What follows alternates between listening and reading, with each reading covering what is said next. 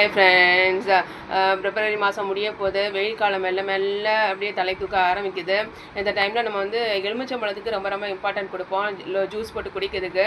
அந்த எலுமிச்சம்பழம் நம்ம வாங்கும்போது எப்படி ஃப்ரெஷ்ஷாக வாங்குகிறோமோ அதே நம்ம ஒரு ரொம்ப நாளைக்கு ரொம்ப ஃப்ரெஷ்ஷாக இருக்கிறதுக்கு 4 முறை இருக்குது பார்த்துக்கோங்க. அதில் ஃபஸ்ட் ஒன் என்னென்னு பார்த்தீங்கன்னா, ஜிப்லாக் பேக் இருக்குது பார்த்தீங்களா, அதில் போட்டு நல்லா டைட்டாக க்ளோஸ் பண்ணி வச்சிங்கனாலும் அது ரொம்ப நாளைக்கு கெட்டே போகாது, கசப்பு தன்மையும் உண்டாகாது.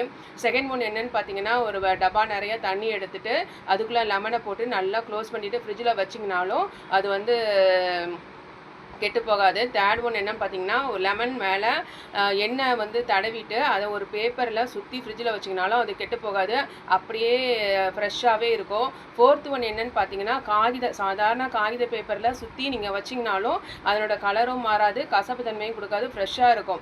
இது இல்லாமல் நீங்கள் லெமனை கட் பண்ணிட்டீங்க, பாதி தான் யூஸ் பண்ணிக்கிறீங்க, பாதி அப்படியே இருக்கேன்னு யோசனை பண்ணிங்கன்னா அது மேலே லைட்டாக உப்பு போட்டு ஒரு டைட்டான பாக்ஸில் போட்டு க்ளோஸ் பண்ணி வச்சிங்கனாலும் அந்த லெமன் கசப்பு தன்மை கொடுக்காம நல்ல சாரோடு இருக்கும். இதை ட்ரை பண்ணி பாருங்கள். பாய்.